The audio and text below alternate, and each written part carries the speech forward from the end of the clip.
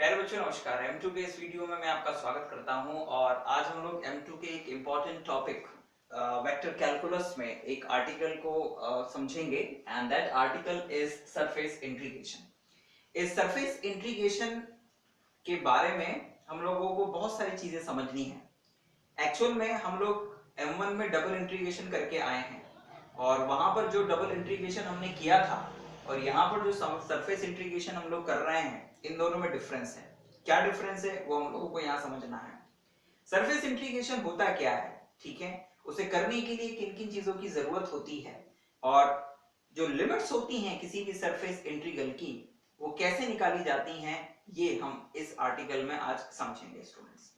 अब मैं आपको यहाँ पर सबसे पहले सरफेस इंटीग्रेशन की डेफिनेशन, उसमें क्या क्या चीजें इंपॉर्टेंट होती हैं, वो सारी चीजें समझाऊंगा इसको। तो आइए जरा देखें सबसे पहले definition. A integral which is evaluated over the surface S is called surface integral. It means that कि कोई भी इंटीग्रल अगर किसी सरफेस पर इवैल्यूएट हो रहा है, कैलकुलेट हो रहा है, तो उसको हम लोग सरफेस इंटीग्रेशन कहेंगे।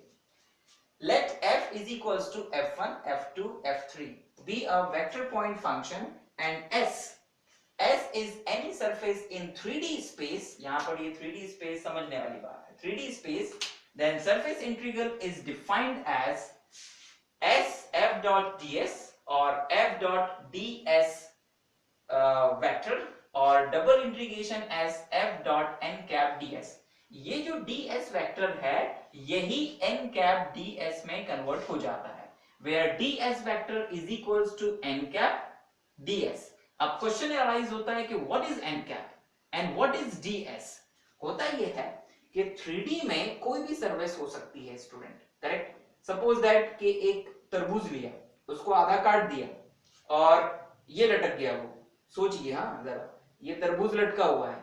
नाउ उसकी जो बाहर की सरफेस दिख रही है वो है S और उसके ऊपर हमें इंटीग्रेशन करना है।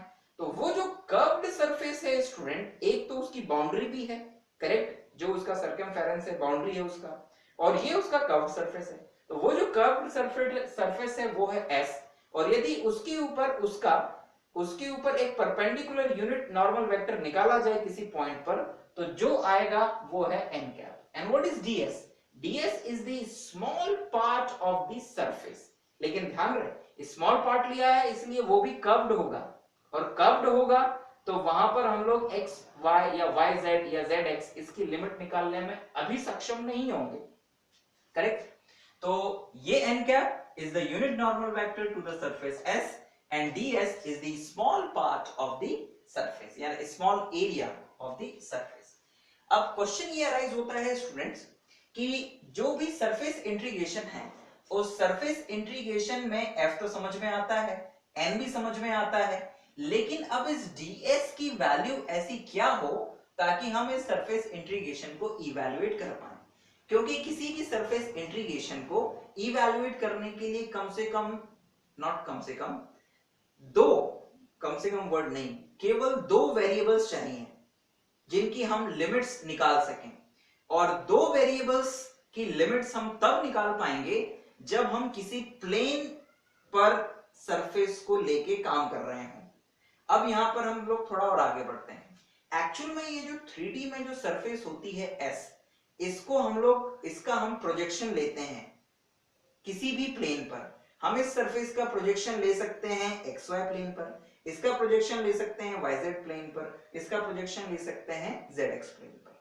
होता यह है कि 3D में जो सरफेस होती है वो तो कैसी भी हो सकती है, वो कर्व्ड भी हो सकती है और कैसी भी बेंडिंग वेंडिंग कुछ भी सरफेस हो सकती है। जैसे मैं हूं तो मेरे चारों ओर की जो स्किन है, this is my surface, correct. लेकिन इस स्किन की मदद से आप किन्हीं भी दो वेरिएबल्स की लिमिट्स नहीं निकाल सकते हो। लेकिन अगर मेरे इस सरफेस का आप प्रोजेक्शन ले लो, यानी कि परछाई ले लो किसी भी प्लेन पे, चाहे वो नीचे हो, चाहे इस तरफ हो, चाहे इस तरफ हो, हालांकि परछाइयां अलग अलग बनेंगी, करेक्ट। तो वो जो परछाइयां होंगी उन परछाइयों में आप इजीली देख पाओगे कि x और y का वेरिएशन कहां से कहां तक है, y या z का वेरिएशन कहां से कहां तक है, और z या x का वेरिएशन कहां से कहां तक है। अगर xy प्लेन पे प्रोजेक्शन ले रहे हो तो xy का वेरिएशन नजर आ जाएगा, मतलब xy की लिमिट्स। अगर yz प्लेन पे प्रोजेक्शन ले रहे हो तो y और z की लिमिट्स आ जाएंगी, और अगर zx प्लेन पर प्रोजेक्शन ले रहे हो तो z और x की लिमिट्स आ जाएंगे स्टूडेंट्स, करेक्ट। तो हमें जो भी सरफेस दिया जाएगा जिस पर इंटीग्रेशन करना है, हम उसे किसी ना किसी प्लेन पर प्रोजेक्ट करेंगे, और जब हम प्रोजेक्ट करेंगे तो फिर हमको एक प्लेन पर सरफेस मिलेगी और उसी से हमारी लिमिट डिसाइड होंगी, करेक्ट। तो आइए जो रिमार्क्स हैं उन्हें समझते हैं इस ds को लेकर। If R be the projection of surface S का अगर हम xy प्लेन पर प्रोजेक्शन लें, R is the projection, परछाई है, of S on xy plane, then this double integration f dot n cap ds is equals to integration over R। अब R के ऊपर इंटीग्रेशन हो गया है, and f dot n cap dx dy upon n cap dot k cap modulus, where ds is equals to dx dy upon n cap dot k cap। It means that कि जब हमने surface S का projection लिया xy plane पर, तो जो ds था, small part of the surface, is become dx dy upon n cap dot k cap। ध्यान रखिएगा ये चीज, s r में, यानी कि अब इंटीग्रेशन s पर ना होकर r पर होगा, और ds कन्वर्ट हो जाएगा dx dy by n cap dot k cap, right, where ds is this। उसी तरह से यदि s का प्रोजेक्शन r1 हम लोग लें yz प्लेन पर, तो ये जो सरफेस इंटीग्रेशन है it become evaluated over r1, तो s r1 में convert f dot n cap, and this dz is equals, ds is equals to what, dy dz upon n cap dot i। ये i इसलिए लिया है student कि ये जो r1 है ये yz प्लेन पर है, और yz प्लेन पर परपेंडिकुलर यूनिट नॉर्मल वेक्टर जो होता है वो i कैप होता है, राइट। yz प्लेन पर x एक्सिस, और x एक्सिस मतलब परपेंडिकुलर, और x एक्सिस के डायरेक्शन में unit normal vector is what, i cap, that's why i cap आया। उसी तरह से अगर r2 be the projection of s in xy plane, then surface integration is equals to r2 पर, अब okay, this is the xz plane में ये surface है, f dot n cap dx dz n dot j cap, correct, और j because xz plane पर perpendicular unit normal vector होता है, that's why j cap. And यहां पर ये समझने की जरूरत है कि ये जो x और z की लिमिट्स आएंगी वो इस r2 से, इस y और z की जो लिमिट्स आएंगी वो r1 से, और जो इस xy की लिमिट आएंगी वो इस r सरफेस से डिसाइड होंगी, करेक्ट। और जब हम किसी भी सरफेस इंटीग्रेशन को इस तरह से कन्वर्ट कर देते हैं, तो m1 में जो हम लोगों ने डबल इंटीग्रेशन पढ़ा था, ये डबल इंटीग्रेशन में कन्वर्ट हो जाता है student, correct. It means that कि जो m1 में डबल इंटीग्रेशन पढ़ा था उसमें हम जब इंटीग्रेशन करते थे किसी सरफेस पर, तो वो सरफेस जो होती थी वो xy प्लेन या किसी दूसरे कोऑर्डिनेट प्लेन पर ही होती थी, या तो xy या yz या zx। लेकिन अब जो हम लोग वेक्टर कैलकुलस में डब सरफेस इंटीग्रेशन कर रहे हैं, सरफेस, वहां पर डबल इंटीग्रेशन वर्ड यूज होता था, यहाँ पर सरफेस इंटीग्रेशन। तो सरफेस इंटीग्रेशन जो है वो किसी भी सरफेस पे हो सकता है, और वो सरफेस 3D में कहीं पर भी हो सकती है स्टूडेंट्स। तो this is the advantage of that double integration. अब होता यह है, फिर एक क्वेश्चन अराइज होता है कि ये जो डबल इंटीग्रेशन हुआ, इसका जो रिजल्ट आया वो एक्चुअल में है क्या, वो क्या रिप्रेजेंट करता है। तो मैं यहाँ पर ये बताना चाहूंगा स्टूडेंट्स कि अगर ये जो वेक्टर पॉइंट फंक्शन है, इसमें ये जो कंपोनेंट्स हैं, अगर ये कंपोनेंट्स किसी फ्लूइड के किसी पर्टिकुलर पार्टिकल का x, y और z डायरेक्शन में वेलोसिटी को रिप्रेजेंट करते हैं, तो ये जो फ्लूइड है, ये फ्लूइड जब इस सरफेस S से क्रॉस होगा, तो उस सरफेस से क्रॉस होते समय, मतलब उस सरफेस से क्रॉस हुए फ्लक्स की जो टोटल मात्रा है वो इस सरफेस इंटीग्रेशन से मिलेगी हमें। I repeat, S is the surface, closed surface, correct.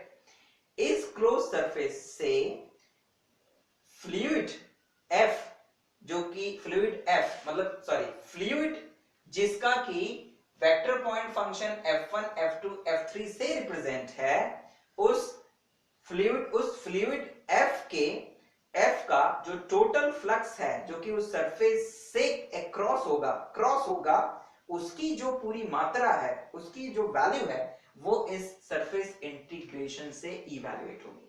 It means that मोटे मोटे शब्दों में कि जो डबल इंटीग्रेशन सरफेस इंटीग्रेशन है वो आपको जनरेट फ्लक्स की जो वैल्यू है वो आपको देगा कहीं ना कहीं से। इट मींस दैट कि कहीं ना कहीं ये जो सरफेस इंटीग्रेशन है, ये सरफेस से इमिट होने वाले रेडिएशंस, इमिट होने वाली एनर्जी आदि को जनरेट करने में मदद करता है, करेक्ट। कैलकुलेट जनरेट करने में नहीं, सॉरी, कैलकुलेट करने में मदद करता है। So it's an important result and important topic in engineering point of view.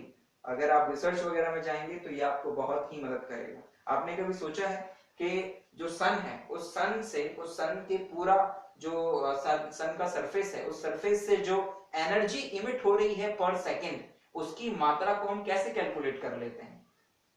May be शायद ये, I am not sure being a mathematician, but may be using the double surface integration, correct. हम लोग जो अर्थ है, अर्थ से जो heat generate होती है, सन से जो रेज आती हैं वो जब परावर्तित होकर वापस जाती हैं, तो कितनी मात्रा में ऊर्जा यहाँ छोड़ देती है, कितनी में चले जाती है, कितनी मात्रा में, ये कुछ इवैल्यूएट करने के लिए हम लोग इसी तरह के सरफेस इंटीग्रेशन का यूज करते हैं। तो अब आइए स्टूडेंट्स, ये तो हो गया theory part of the surface integration in vector calculus.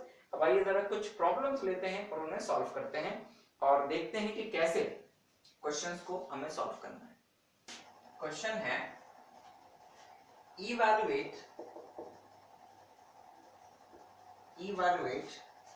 double integration s f dot n cap ds where f is equals to 18 z I cap minus 12 j cap and plus 3y k cap, and s is the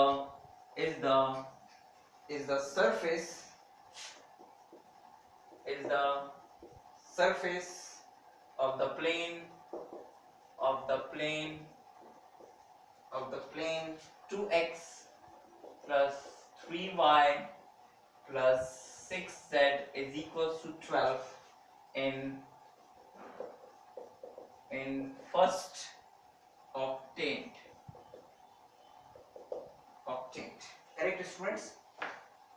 आइए जरा इस question को solve करते हैं और देखते हैं कि इस क्वेश्चन में हमारे पास क्या क्या चीजें इंपॉर्टेंटली हैं और कैसे हमें इसे सॉल्व करना है। यहाँ पर जो सबसे चीज ध्यान देने वाली है, नंबर एक, f हमें दिया हुआ है।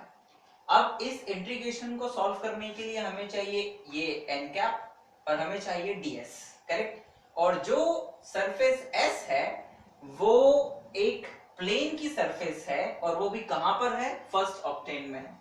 फर्स्ट ऑक्टेन का मतलब होता है 3D में, जहां पर x, y और z पॉजिटिव होते हैं, उसे बोलते हैं फर्स्ट ऑक्टेन, करेक्ट।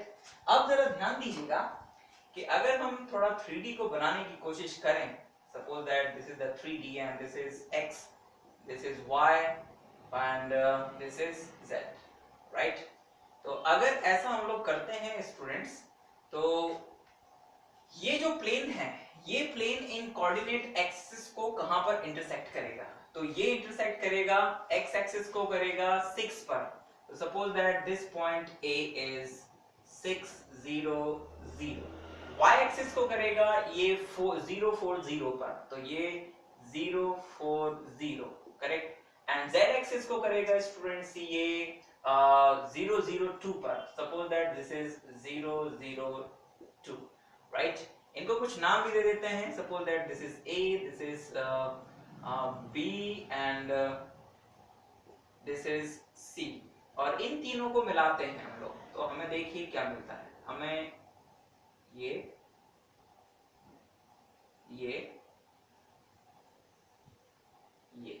करेक्ट, ये इस तरह से हम लोगों को एक प्लेन नजर आएगा।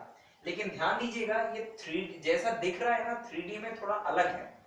अगर मैं थोड़ी देर के लिए कहूं कि ये जो कमरा है, अब मैं आपको कैसे समझाऊं, ट्राई टू अंडरस्टैंड। एक्चुअल में ये जो है दिस वन, ये this is the YZ plane, ये YZ प्लेन, और ये जो है this is the XZ plane and this is the XY plane. ये जो प्लेन है ये 3D में इनफाइनाइट लेंथ का है, और ये इन तीनों पॉइंट्स को कट करते हुए पीछे निकल जाता है, यहां नीचे निकल जाता है और यहां भी पीछे निकल जाता है। लेकिन जब इन कोऑर्डिनेट प्लेन्स को वो काटते हुए जाता है तो एक लाइन बनती है, करेक्ट। जब दो प्लेन एक दूसरे को काटते हैं तो एक लाइन बनती है, तो ये वो लाइंस हैं, करेक्ट, राइट। एंड ये वो प्लेन है जिसके ऊपर की हमें इंटीग्रेट करना है, यानी सरफेस इंटीग्रल को इवैल्यूएट करना है स्टूडेंट्स, करेक्ट। तो सरफेस को तो हम लोग देख पाए, अब हमें जो जरूरत है वो है एन कैप की और डीएस की, और डीएस के लिए लेना पड़ता है प्रोजेक्शन। लेकिन प्रोजेक्शन से पहले हम लोग जो जो चीजें हैं अब उसे निकालना शुरू करते हैं बारी बारी से।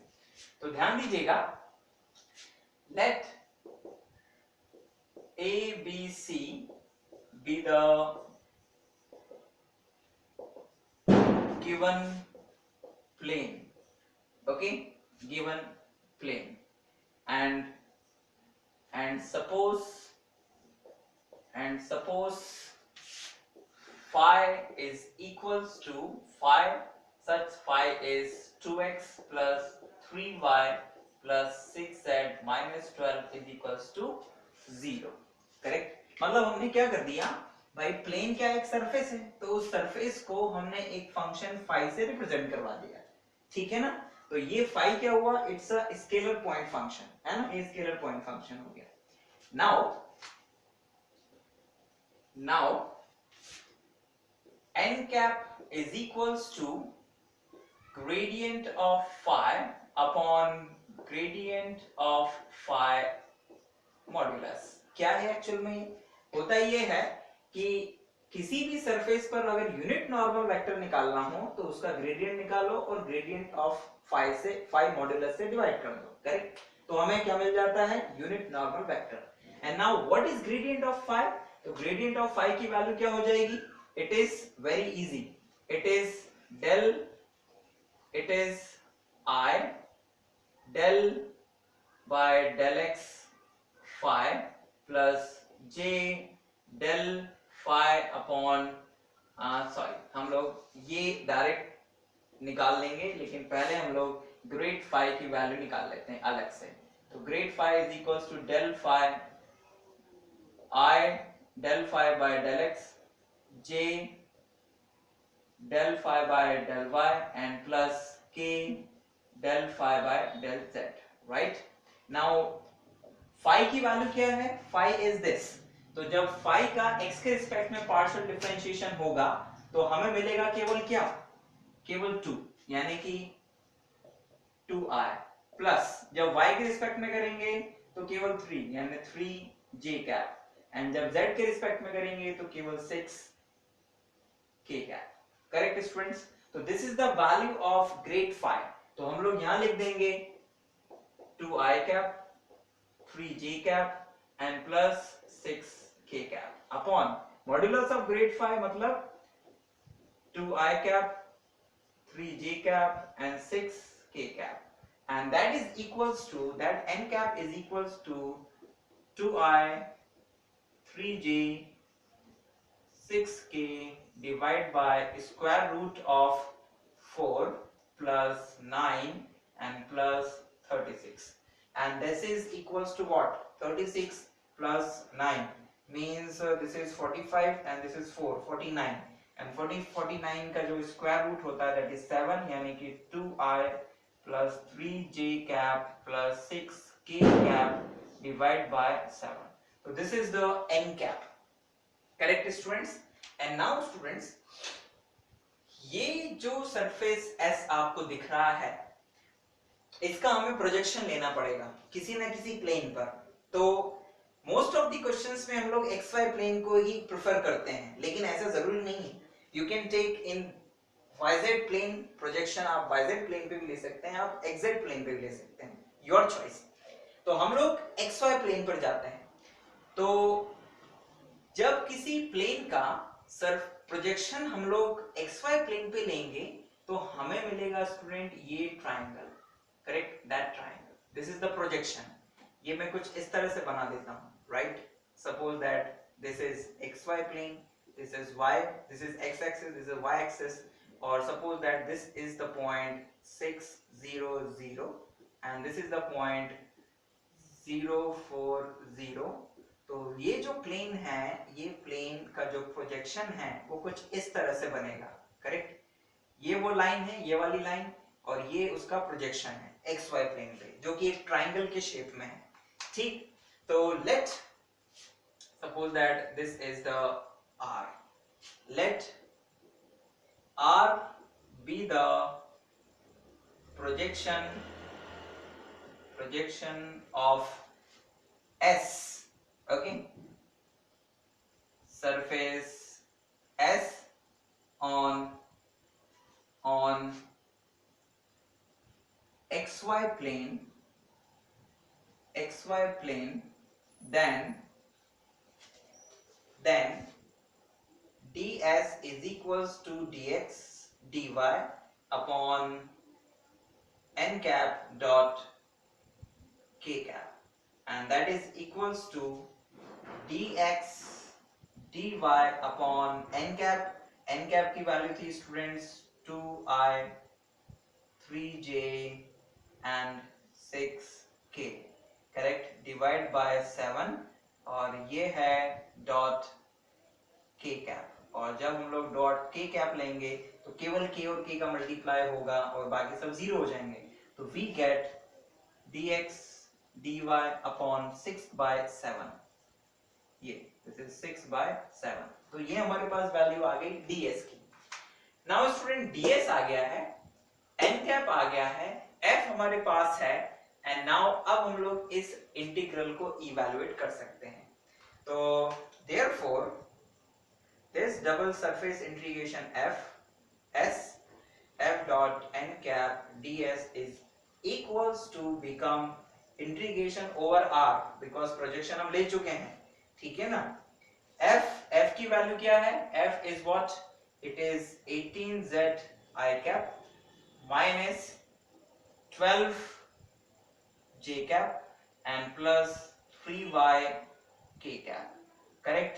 और dot n cap, n cap की वैल्यू है 2i 3j plus 6k upon 7, और इनटू में ds की वैल्यू आ गई है dx dy upon 6/7, correct students. तो अब इसको हम लोग सॉल्व करना शुरू करते हैं। तो आप देख रहे होंगे ये 7 से 7 तो कैंसिल हो जाएगा, एंड जब इन दोनों का डॉट प्रोडक्ट होगा, इन दोनों ही क्वांटिटीज का, तो हमें मिलेगा, क्या मिलेगा, we get double integration over the surface r in xy plane, और इन दोनों का मल्टीप्लाई होके it is 36z minus 36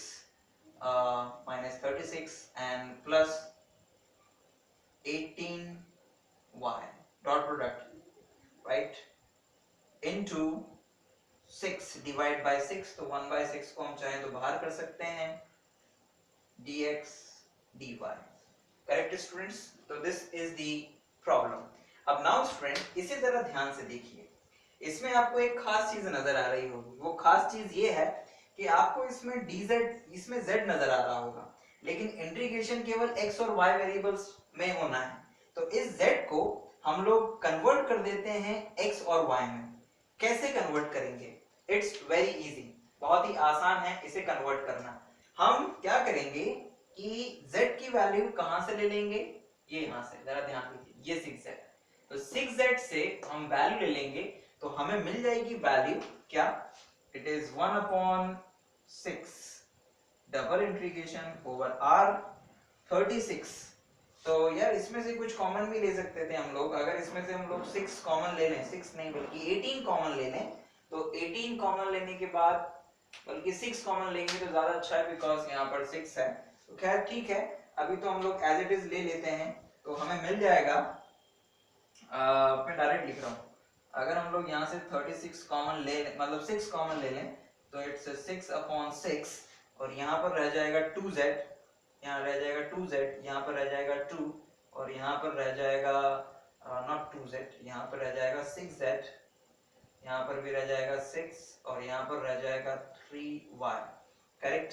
and that case हम लोग 6z की जगह लिख पाएंगे 12 - 2x - 3y, तो it's 12 - 2x - 3y and 3y, और ये माइनस में 6 पहले से ही चल रहा था, और प्लस का 3y भी पहले से ही चल रहा था, और ये dx और ये dy कुछ कैंसिल नजर होता आ रहा है, यस।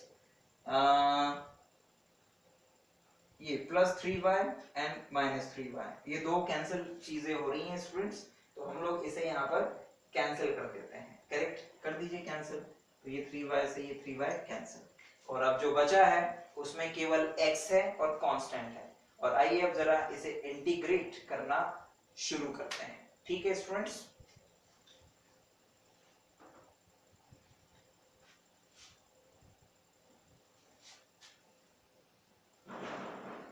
मैं फिर से एक बार इसे आपको समरी में समझा देता हूं कि हमने क्या किया है। जो क्वेश्चन था उसमें f था, s एक प्लेन था, करेक्ट, जो कि फर्स्ट ऑक्टेंट में था। सबसे पहले हमने उस सरफेस को देखा, ओके, कि वो दिखता है कैसा है और है कहां पर। हमने देखा कि वो 3D में एक प्लेन है, राइट, और इस डबल इंटीग्रेशन को इवैल्यूएट करने के लिए n कैप चाहिए और ds चाहिए, f तो है हमारे पास। तो n कैप क्या होता है, it's a unit normal vector to the surface. तो सरफेस पर यूनिट नॉर्मल वेक्टर निकालने के लिए पहले हमने जो सरफेस थी, यानी कि जो प्लेन थी, उस प्लेन को एक फंक्शन फाई से इक्वेट कर दिया, और फिर n cap is equals to grad phi upon grad phi का मॉड्यूलस, यानी कि ये जो फाई है इसका ग्रेडियंट। हमने जब ग्रेडियंट पढ़ा था तो यूनिट नॉर्मल वेक्टर निकालने का तरीका हमने वहां देखा था। हमने ग्रेडियंट ऑफ फाई निकाला, हमें 2i + 3j + 6k मिला, हमने मॉड्यूलस ऑफ ग्रेड फाई से डिवाइड किया and we get n cap. Now n cap आने के बाद अब हम ds की वैल्यू किसी प्लेन पर, तो हमने ds के लिए क्या किया कि ये जो प्लेन सरफेस थी 3D में, उसका प्रोजेक्शन लिया xy प्लेन पे, जो कि हमें एक रेक्टेंगल एक ट्रायंगल के फॉर्म में मिला, देन दैट इज r, उसे r नाम दिया। तो let r be the projection of the surface s on xy plane, correct, on xy plane, xy plane, then ds is equals to dx dy upon n cap dot k cap, हमने अभी देखा था, हमने इसे solve किया, we get dx dy by 6/7। now f surface integration f dot n cap ds, ये r में convert हुआ तो ds इसमें कन्वर्ट हो जाएगा स्टूडेंट्स। हमने f की वैल्यू लिखी, n कैप की वैल्यू लिखी, प्रोडक्ट किया स्टूडेंट्स, हमारे पास में ये रिजल्ट आया। हमने यहाँ से 6 जो था वो बाहर निकाला, तो दैट इज 6/6, इस 6z की जगह हमने प्लेन की जो इक्वेशन थी उससे 12 - 2x - 3y सब्स्टिट्यूट कर दिया। -6 पहले से ही चल रहा था और +3y पहले से ही चल रहा था, वो हमने लिख दिया। कुछ कैंसिल हुआ, कर दिया कैंसिल, और जो रिमेनिंग बचा अब हमें उसे सॉल्व करना है। अब नाउ स्टूडेंट्स हमारे पास आ गया है, that is equals to double integration over r, 12 minus 6, 12 minus 6 is 6, so 6 plus 3y dx dy, right students, 6 plus 3 not 3y, बल्कि मैं कुछ और भूल गया हूँ, it's a 6 minus 2x not 3y, 3y तो कैंसिल हो चुका है, minus 2x, तो 6 minus 2x स्टूडेंट्स। अब क्वेश्चन ये अराइज होता है कि x और y की लिमिट्स कैसे निकाली जाए, बिकॉज x y की लिमिट्स नहीं आएंगी जब तक हम इंटीग्रेट नहीं कर पाएंगे, और x y की लिमिट्स के लिए हमें जाना पड़ेगा इस सरफेस r पर, जो कि xy प्लेन पर है, and this is the xy plane and this is the surface r। अब हमारे पास में xy की लिमिट निकालने के जो तरीके हैं वो क्या क्या हैं स्टूडेंट्स, ध्यान से देखिएगा। हम चाहें तो जो एक्स वाई की लिमिट है उसके दो तरीके हैं। एक, हम x की लिमिट को x एक्सिस पे ले लें और y की लिमिट के लिए स्ट्रिप बना लें। एंड नंबर 2, y की लिमिट को हम y एक्सिस पे ले लें और x की लिमिट के लिए एक स्ट्रिप बना लें। तो हम लोग जाने वाले हैं कुछ इस तरह से कि हम x की लिमिट को लेंगे x एक्सिस पे, करेक्ट। तो x की लिमिट को अगर x एक्सिस पे लें तो जो x का वेरिएशन है वो 0 से 6 तक है इस ट्राइंगल पे, करेक्ट, इस प्रोजेक्शन पे। और जो y की लिमिट है उसके लिए हम लोग ले लेते हैं ये स्ट्रिप, करेक्ट। और y की लिमिट ऐसे निकालेंगे कि इस स्ट्रिप के बॉटम पर y की वैल्यू तो इस स्ट्रिप के बॉटम पर y की वैल्यू होगी 0 और यहां पर हमें ऊपर इस लाइन पर देखना है कि यहां y की वैल्यू क्या होगी। तो अब ये चीज थोड़ी समझने वाली है स्टूडेंट। ये जो प्लेन था, जब हमने इसका प्रोजेक्शन xy प्लेन पे लिया तो प्लेन से z गायब हो जाएगा, करेक्ट, यानी z 0 हो जाएगा। तो ये जो लाइन है, इस लाइन की इक्वेशन होगी 2x plus 3y is equals to 12, correct students. And now ये 2x plus 3y is equals to जो 12 है, अगर हम यहां से y की वैल्यू निकालें तो हमें y की वैल्यू मिलेगी, यानी upper limit of y is equals to 12 minus 2x upon 3, correct. तो this is the upper limit of y। तो इस सरफेस पर ये हुआ कुछ लिमिट्स निकालने का तरीका। तो हम यहां पर लिखेंगे on the surface R, limits of x is equals to 0 to x is equals to what? X is equals to 6, and limits of y is equals to 0 to y is equals to 12 minus 2x upon 3, correct. तो ये x और y की limits हैं। तो आइए अब जरा देखें इस इंटीग्रल की value, and that is become x की लिमिट्स हैं x is equals to 0 to x is equals to 6 and y is equals to 0 to y is equals to 0 to it is 12 minus 2x upon 3 और हमारे पास है 6 minus 2x dx dy। अब जरा ध्यान दीजिएगा कि जो y की लिमिट्स हैं वो x के टर्म्स में है, तो इंटीग्रेशन पहले इवैल्यूएट होगा y के रिस्पेक्ट में। ये आप लोगों ने पहले समझा होगा, और अगर नहीं समझा है तो समझ जाइए। इंटीग्रेशन में जिस वेरिएबल की लिमिट कांस्टेंट होती है उसके रिस्पेक्ट में सबसे आखिरी में इंटीग्रेशन होता है, और जिस वेरिएबल की लिमिट किसी दूसरे वेरिएबल के टर्म्स में होती है उसके रिस्पेक्ट में पहले इंटीग्रेशन होता है। तो यहाँ पर इंटीग्रेशन होगा with respect to y first, तो दैट इज इक्वल्स टू, ना ये है x is equals to 0 to 6, और क्योंकि इसमें कोई y टर्म्स नहीं है तो इस 6 minus 2x को हमने कर दिया बाहर, और ये bracket integration 0 to 12 minus 2x upon 3 dy और ये dx। नाउ स्टूडेंट्स इसको चाहे तो थोड़ा और सिंपलीफाई कर देते हैं। इट बिकम, अगर यहाँ से 2 कॉमन ले लें तो it's 0 to 6, it's 3 minus x, right. और जब हम इसे इंटीग्रेट करेंगे तो इट्स y, और y की लिमिट्स आ जाएंगी 0 to this। तो फाइनली हमारे पास जो रिजल्ट आएगा, that result is 12 minus 2x minus 2x upon 3, correct, and this is dx। यहाँ से अगर हम लोग 2 बाहर निकाल लें तो इट बिकम 4 और ये 3 नीचे है। Integration 0 to 6 3 minus x into 6 minus x dx, और जब हम इसका मल्टीप्लाई कर देंगे स्टूडेंट्स तो हमें मिल जाएगा 4/3 0 to 6 bracket, this is what, this is 18 minus 3x minus 6x minus 9x and plus x square, correct, plus x square and this is dx। ठीक है स्टूडेंट्स, तो दिस इज ये आया। अब आइए इसे इंटीग्रेट कर देते हैं तो इट्स 4/3 इंटीग्रेशन जब हम करेंगे तो it is 18x minus 9x square upon 2 and minus x cube by 3. It's a plus and this is 0 to 6 students. तो इंटीग्रेशन के बाद अब आइए जरा लिमिट्स लगाएं तो it's 4/3 18 into 6 minus 9 into 6 into 6 upon 2 and plus 6 into 6 into 6 upon 3 and this is what?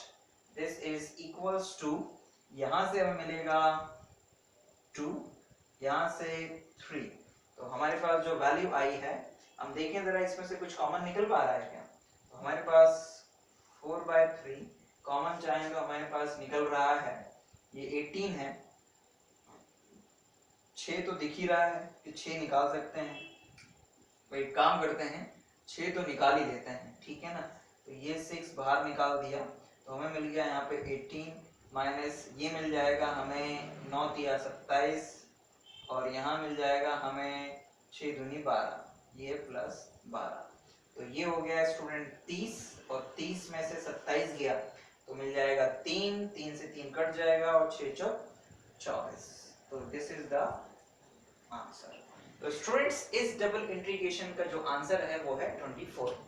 इस integration में जो खास बात ध्यान रखने वाली है वो ये कि जो सरफेस था उसका प्रोजेक्शन हमने लिया xy प्लेन्स पर और फिर जो प्रोजेक्शन लिया उस प्रोजेक्शन से ही xy की लिमिट डिसाइड हुई। नंबर 1 एन कैप निकालने के लिए जो सरफेस था प्लेन का उस सरफेस को एक फंक्शन बनाया पहले फाई के टर्म्स में और normal unit vector N cap निकालने के लिए ग्रेडियंट की मदद ली। आपको जब दूसरे क्वेश्चंस हल करने होंगे तो आप उसमें इन चीजों का बहुत अच्छे से ध्यान रखें स्टूडेंट। सरफेस इंटीग्रेशन बहुत ही इंपॉर्टेंट है इसको अच्छे से करिएगा ज्यादा से ज्यादा क्वेश्चंस को सॉल्व करिएगा।